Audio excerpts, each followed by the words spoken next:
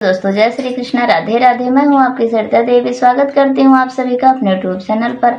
तो दोस्तों आज मैं लेकर आई हूँ भोलेनाथ जी का कजरी गीत। आइए सुनिए, कैसा लगा कमेंट में जरूर बताइएगा। गौरा पूजे चाली बाबा भोलेनाथ के, बेलवा के पात से ना। गौरा पूजे चाली बाबा भोलेनाथ के, बेलवा के पात से ना।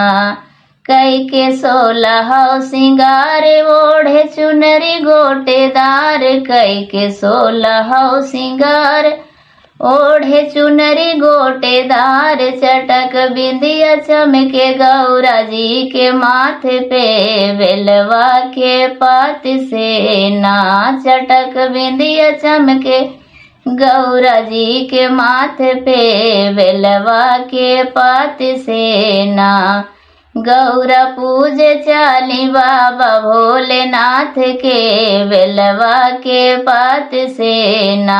गौरा पूजे चाली बाबा भोलेनाथ के, बेलवा के पात से ना।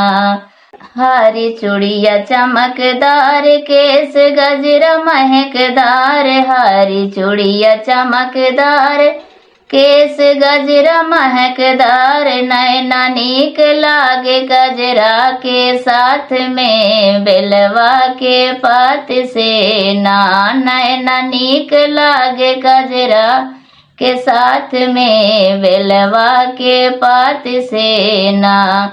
गौरा पूजे चाली बाबा भोलेनाथ के, बेलवा के पात से ना।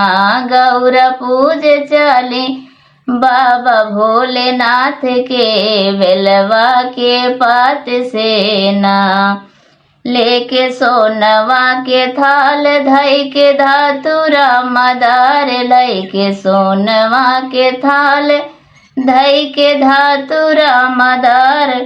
माला फूल लिही गौरा अपने हाथ में, बेलवा के पात से ना। माला फूल लिही गौरा अपने हाथ में, बेलवा के पात से ना।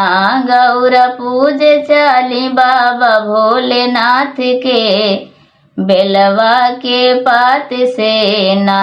गौरा पूजे चाली बाबा भोलेनाथ के, बेलवा के पात से ना। पायल पैर में सजा के, संग महावर लगा के। पायल पैर में सजा के, संग महावर लगा के। गौरा मांग रही साथ भोलेनाथ के, बेलवा के पात से ना। गौरा मांग रही साथ भोलेनाथ के, बेलवा के पात से ना। गौरा पूजे चाली बाबा भोलेनाथ के, बेलवा के पात से ना। गौरा पूजे चाली बाबा भोलेनाथ के, बेलवा के पात से ना।